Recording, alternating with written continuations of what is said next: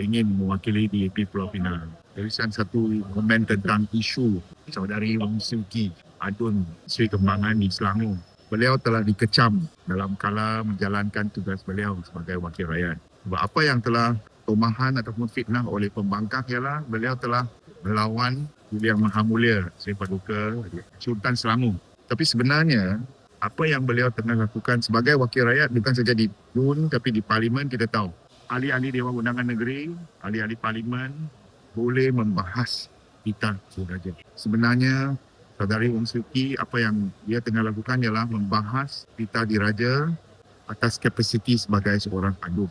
Kalau tidak setuju dengan beliau, pembangkang boleh bangkit dan juga memberikan hujah-hujah sebab Dewan Undangan Negeri adalah tempat di mana wakil rakyat berhujah, berbahas tentang isu-isu berkepentingan rakyat.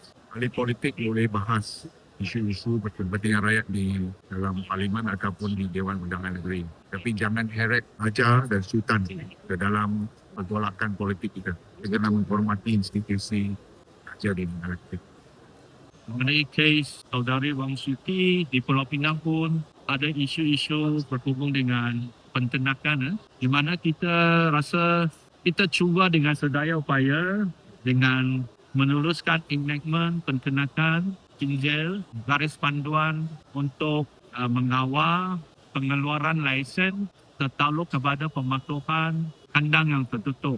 Semua ini dalam proses dan yang terpenting kita sudah dapat penglibatan pihak swasta yang menawarkan teknologi rawatan kumbahan dan di satu kawasan penternakan yang besar iaitu Waudo sudah siap pun waste to energy plant yang sedang berfungsi sekarang dan dapat membantu peralihan pemodenan kandang-kandang. Di satu lagi tapak di Kampung Selamat, kita pun sudah mulakan sebab di Ambang Jaja kita pun sudah ada satu loji waste to energy dan kita sudah mula secara pilot penghantaran sisa-sisa ke Ambang Jaja untuk proses waste to energy di samping melaksanakan kawalan melalui lesen dan mensyaratkan kandang tertutup.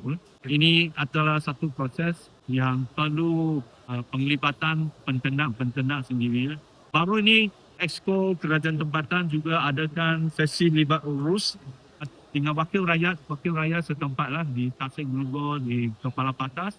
Walaupun wakil rakyat dari pihak pembangkang, kita pun memberi taklimat supaya mereka faham usaha yang sedang kita lakukan, supaya mereka dapat terangkan kepada penduduk-penduduk yang mungkin buat aduan-aduan